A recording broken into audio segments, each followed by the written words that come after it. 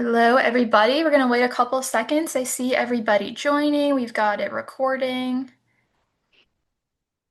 All right. How are you today, Bob? How's it going? You know what? I'm doing great. Good. I do not have Awesome. all my shopping done yet, so when I'm done with this, I will be doing some more shopping just to make sure I get caught up. I'm sure everybody else is I in the I same boat can't as believe me. it's already almost Christmas. I This can't month either. has seriously flown by. It really has, like more than usual. And I'm glad to hear you say that because I feel like it's just me because I'm getting older. But No, that's not it. All right. I'm going to go ahead and get started. It's 2:01. Yep. All right. Great. Hello, everyone. Welcome to today's Ironside office hour session. This is going to be our last session of the year. So the next time we meet is going to be after the holidays on January 14th. You can use the same link that you used today to join, so you don't have to worry about that. If you're new here, I'm Paris Williams. I'm going to be the MC for these sessions. I'm joined here with Bob Miller, the owner of Ironside IT Partners. So these sessions are designed to just give you clear, practical guidance on your cybersecurity and IT. How it's going to go is each time we're going to start with a short topic, and then we will open the floor for Q&A. So you're welcome to ask questions live in the little Q&A box. You can also just listen in, or you can submit questions on the form in our website, and then those questions will likely be answered during the following session. So today's topic is the perils of passwords and what you can do about it. So Bob is going to be covering each session and answering your questions. So Bob, I will hand it over to you. All right, great. Thanks, Paris. Yeah, so we're talking about last week we talked about secure remote access, and there are some really critical things that we had a lot of feedback afterwards. So thank you all for that. This week we're going to delve into passwords a little bit, which is kind of like might seem like a bland topic, but actually it's really important to talk about. So the perils of passwords and what you can do about it. And so let's jump into that. Again, any questions you have, just feel free as we go along just to throw them into the chat or the Q&A. And you can actually, Paris, where do we do it? Which one is it? Is it chat, Q&A? Where do they You type them can in? do either one, but I think it would be better if they were to put it in the Q&A box. Okay, great. So do it in Q&A. If you can't find that, put it into chat. So Paris will she'll keep an eye out for that. And you can do that as we go along, including if you have questions about last week, or frankly, if you have questions about anything at all about cybersecurity or information technology in general. So we've got a little Rudolph here just to get into the festive Christmas spirit. So he's keeping an eye on things. All right, let's jump in. So why passwords are still a problem. So think of passwords as like the front door access into everything that you are, that frankly, every single thing. And but the reality is that passwords were never designed for this, what we have going on today. They were designed for a very small internet that just made sure that somebody else who was as honest and reputable as you are did not accidentally connect into your system. And when they were trying to connect into their system, that's really all that it was designed for. It's just like a little fail safe there.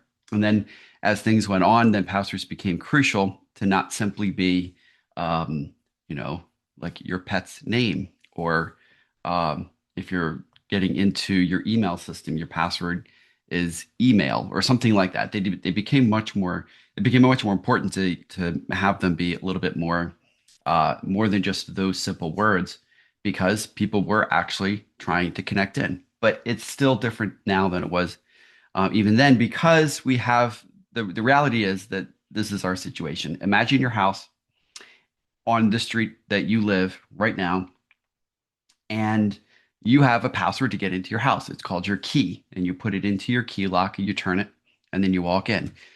Now imagine that there are 100,000 other people with their own key trying to plug into your lock to open it up literally every minute of every day, whether you're awake or asleep. And that's what is the reality we're dealing with today. That's why passwords are still a problem. That's why having passwords that are secure and managed well are the only, I mean, the very minimum of what you need to do. We'll get to that in a minute. But passwords were never designed for all of these keys that people walk around with trying to get into your lock to get into your home, and they all have different intents to get into your home. And so we can't. So anyway, so we'll jump more into that. I don't want to get ahead of myself. And the other reason why passwords are still a problem is because of humans, because we hate having to put the key to get into our house at home. I know I do when I've got groceries coming home from the grocery store. And of course, I do it in one trip from the car and carry it up to the house, to my apartment door and go in. And I'm trying to fumble with the lock and I'm trying to hold the groceries and I got to put them down. But if I put them down, it's annoying because I got to pick them back up again. So I try not to do that. Invariably, I drop something. It's a whole big thing. So it's the same thing with passwords onto your systems. You're typing them in and it's frustrating and it's annoying.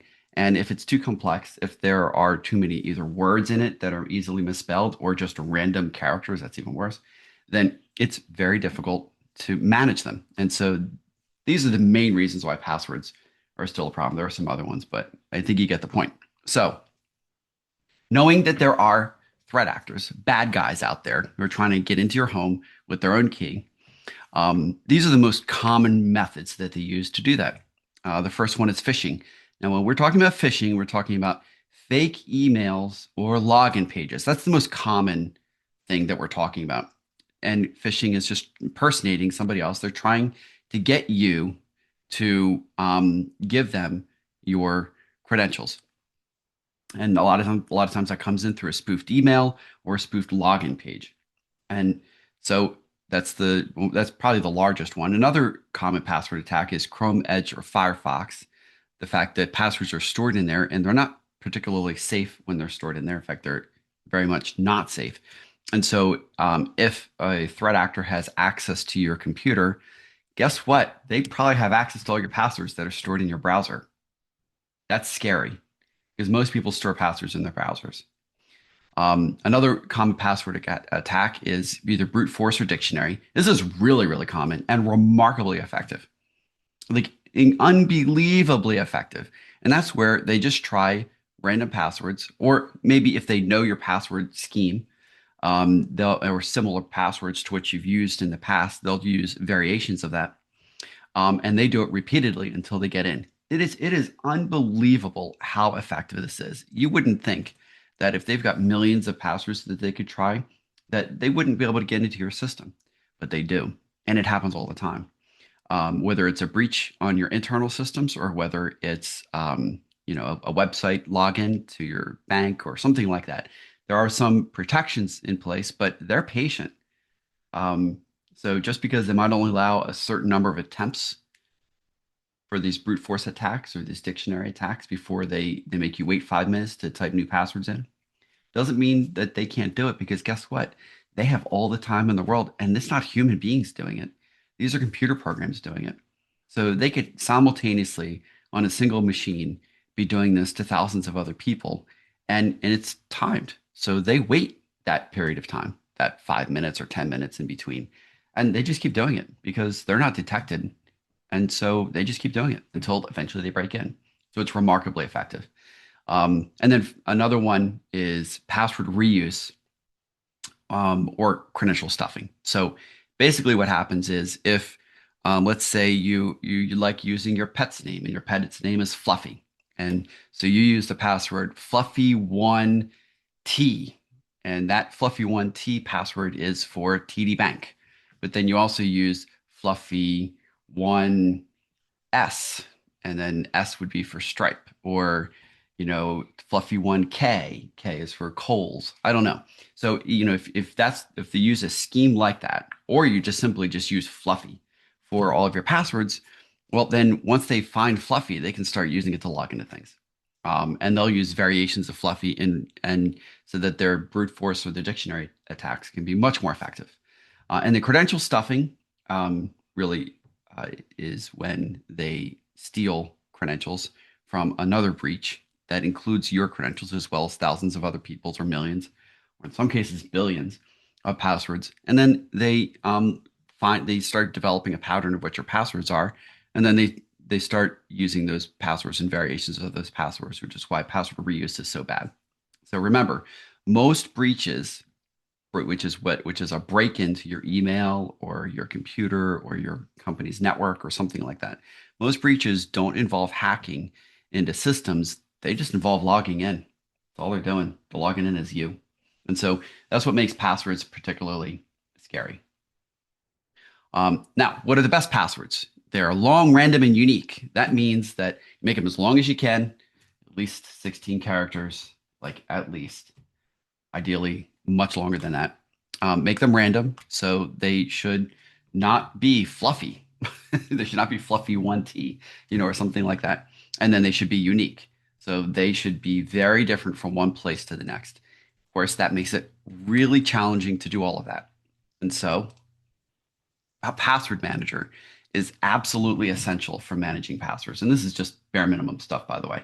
So password manager is absolutely essential because the reality is that Chrome, Edge, and Firefox are not secure places to store your passwords. They offer it as a convenience only, but it's like leaving your keys outside your front door and they're just out there, but they're hidden under the mat.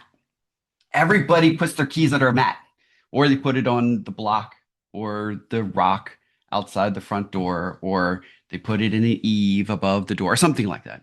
Everybody does that. So it's the equivalent of doing that. So if you've got a professional threat actor, frankly, if you have a in fact, if you have any threat actor, it doesn't matter their level of professionalism, they're going to check there because it's so easy and fast to check there. So we don't ever, ever, ever, ever want to store passwords in Chrome, Edge, or in Firefox. In fact, if you take anything away from this, take that away. Do not store passwords there. It's the worst place to store them. It is so easily cracked. But so a password manager, though, will integrate into Chrome, Edge, and Firefox as an extension and on your phone as well. So that way you can then manage your passwords in there. It stores your passwords. In fact, a good password manager will just generate the password for you, inject it right into the site as you're creating the password or resetting your password. And now you've got a new long password that you don't even know.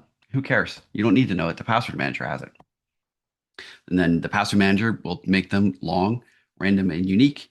And it takes the human element out of managing passwords. And a good bonus, and the bonus is that a good password manager will include the MFA token. So that's that one-time password, one-time passcode that you type in. That's usually 6 digits afterwards. After you log in to truly authenticate who you are, a good password manager includes that. And that makes it actually easier to use a password manager than Chrome, Edge, or Firefox. So, question, how do I level up? Well, we just talked about password manager. Use that. Bar none, use a password manager. Don't not use a password manager. And turn MFA on everywhere.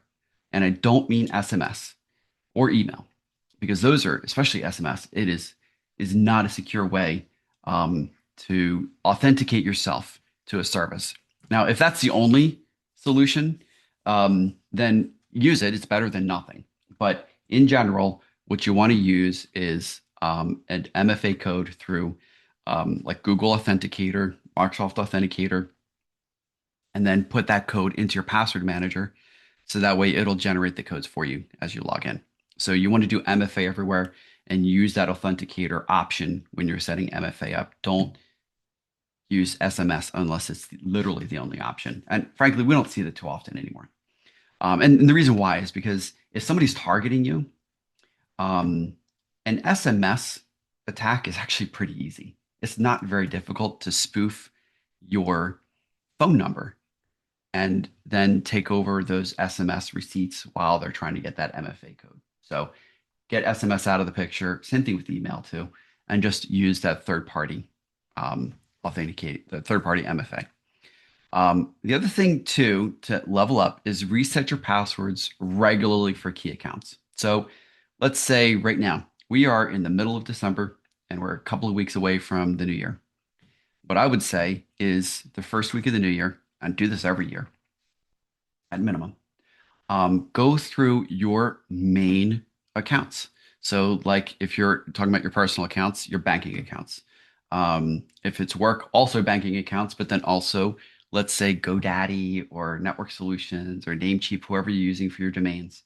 Um, you know, choose those key administrative accounts. Certainly your domain administrator, certainly Microsoft 365 administrator, and just reset them. In fact, do it at minimum once a year and reset them, even if you never use them, because maybe you have an IT company or maybe the ad managers use it, still reset it because if that password ever happens to get leaked, you want to make sure that it's been changed periodically. And the reality is that you're busy doing your job or running your company, and if you happen to log in real quick to solve a problem, and there's a keylogger on your machine, that password is now stolen, and you're probably not even going to remember that you logged into the account within the last year. So just reset your passwords regularly for those key accounts, and then critically never reuse passwords.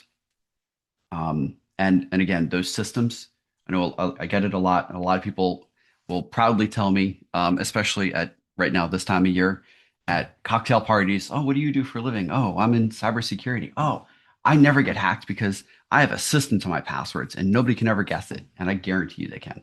They can guess your system. So don't use a system for your password. Don't use fluffy 1T for TD Bank login. Very bad. All right, so that is the main info for today.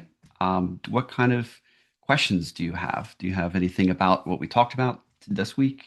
What we talked about last week? Anything, again, could be off, doesn't have to be this topic. It can be literally anything, any question that you have. So I'll turn it back over to you, Paris. Awesome. Thank you, Bob.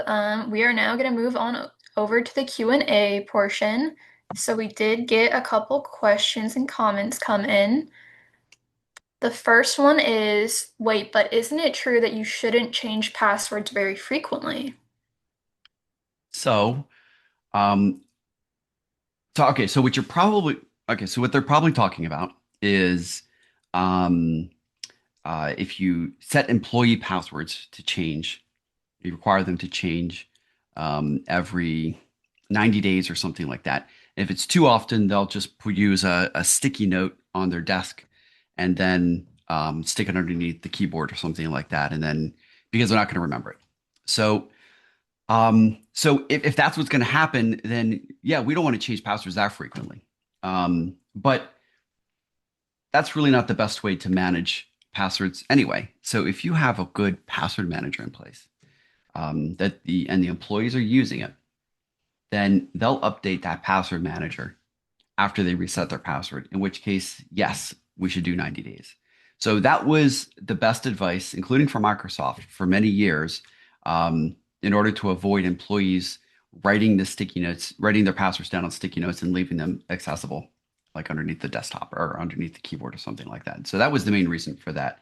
But that's not really a concern anymore, and that is easily mitigated by having a good acceptable use policy for your organization that says employees must store passwords in the company supplied password manager, for example.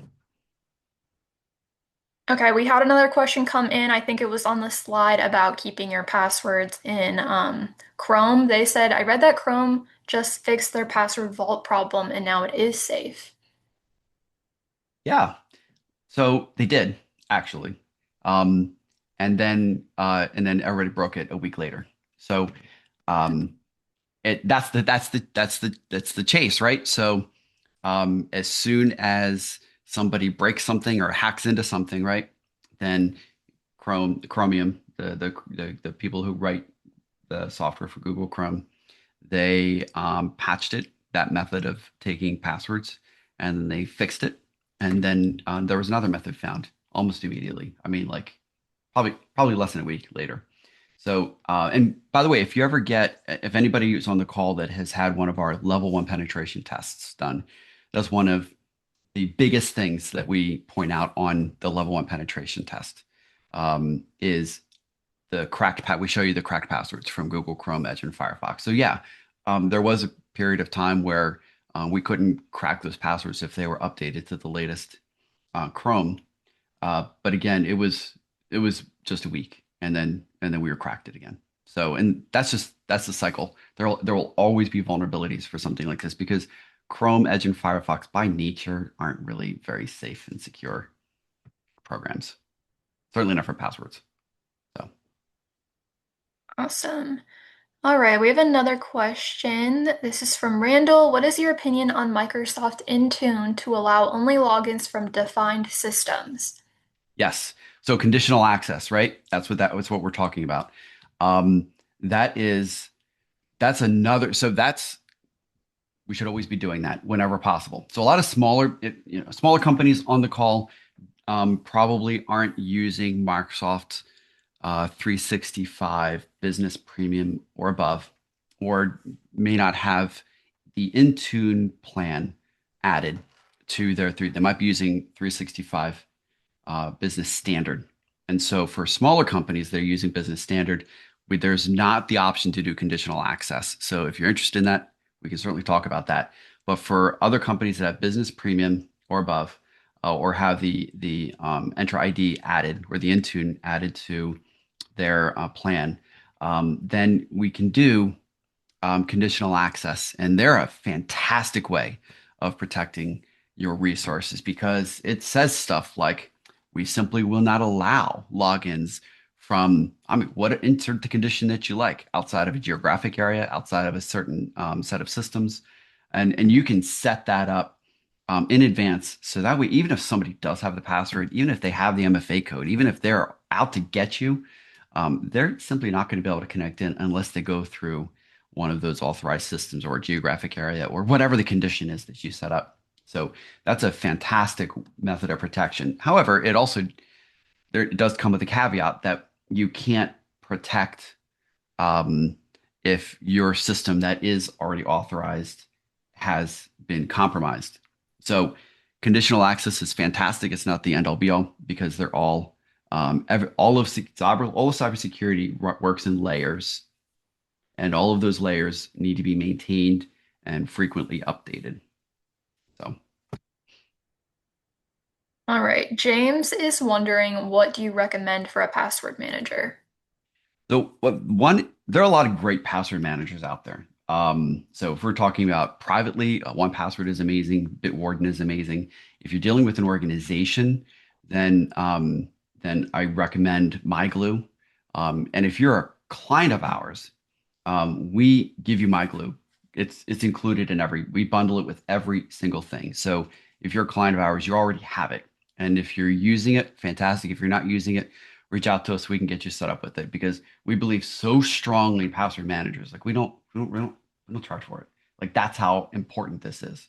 It's a fundamental, basic aspect of cybersecurity because passwords, again, most breaches don't happen because you were hacked into. They happen because someone logged in as you. And so reducing the likelihood that somebody is going to be able to break in, somebody's gonna be able to get your access, your password and log in as you rather. Reducing that likelihood is absolutely essential. So All right, we have a two-part question. First, okay. what happens if my password manager gets hacked? And then secondly, is it safe to store MFA in a password manager? So all right, great. Fantastic. Right. These are that's really good questions. Okay. So your password manager getting hacked. A good password manager, like the ones that I mentioned, they've got um, excellent security and in many cases, a double layer of security, which means that not only is the connection secure and the data is secure there, but as a default, like those are the two defaults, the data in transit and the data at rest, they're both secure. But there's an additional layer of security on the critical data, such as your passwords or your MFA code. So they should be encrypted separately and on top of the existing encryption. So the password managers that I mentioned do that.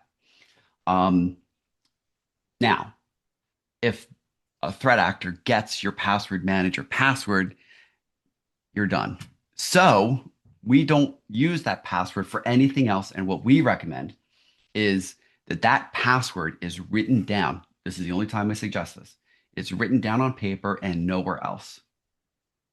Make it a complex password, write it down on paper, keep it in the drawer of your desk, at home, in the dark corner of your closet, above your dress shirts. I don't care where, but keep it somewhere where it's safe. And, because you want to make sure that that your physical environment is safe as well. So keep it in a physically safe place and use that password only for the password manager. Make sure it's good. And then that needs to get changed regularly as well. And then you're in a really great position, because then it's far less likely anybody's going to be able to get in. So protecting that password manager password is unbelievably important. And then the rest of your passwords are in a great place. And then I think the other part of the question was, is MFA, is it a good idea to keep MFA in there? Actually, yes, it is fantastic. And I'll tell you why. It's just as secure, if not more secure, than keeping it in Google Authenticator on your phone. Um, Now, what it does do is it encourages the use of the password manager by the users of the network. And that's what we want. We want they're already taking an additional burden by using a password manager, or because it's just a different change than what they're used to using. And so incorporating the MFA into that password manager levels up their security, by them using the password manager, and it gives them a nice little extra convenience by not having to go to a third party application on their phone in order to get the MFA code out. And because it'll automatically inject that into their login. So it is very safe. It's also, again, in a good password manager, double encrypted, as I explained before. So it's a very good and safe way to use your MFA code, and it encourages users to adopt it. And that's one of the most important reasons for having MFA code in your password manager. Awesome. Randall asked about LastPass. I used to be I used a very big LastPass fan. Um, and that's mainly what I used up until a few years ago when they got hacked. And they didn't tell anybody that they got hacked for months. So I don't trust them at all anymore, especially since they got hacked a few months after that and also didn't tell anybody. So I don't trust them whatsoever. Now I haven't seen the product in a few years now since that happened. I believe that was 2022, 2021. So I haven't seen the product since then, and they haven't been hacked since then. So I think that it's better. But it's such an important key thing that I feel like you burn me once, that bridge is done, and we need to move on to greener pastures. So All right, we have two more questions in here. So if you have any last minute questions, submit them now. One of them is, what are passkeys? And okay, so then, yeah, go okay, ahead go on ahead. that one. Nope, go ahead. What are the other questions? And then the other Bang one them out. is, can IT see my passwords? How about you guys? Okay, all right, great. So they're very different. All right, so passkeys, we'll do that really quickly. Passkeys, you're probably seeing those a lot right now because of holiday shopping, and like Kohl's. I don't know if Kohl's is doing it. Target, I think, is. I don't know. A lot of these places are doing passkeys now, and they're trying to get you to use them instead of passwords. They're effective, and you do not ever want to put a passkey in a browser because a passkey is um, you don't know. It's essentially a super crazy password. Think of it like that. A super crazy password that is unbelievably long and complex, and it's stored in whatever device you're logging in with. I use it with a password manager, and it's fine. And really, that's the best way to think about it. It's a little bit more complex than that. And certainly use it if you can. However, never at this point in December 17th, 2025, never log into a site where the only authentication is with a passkey, because the passkey can be a little bit dangerous, because if that passkey is lost, it's gone and that's it. So you still want a password. And therein lies the weakness of the passkeys, is that you still need a password.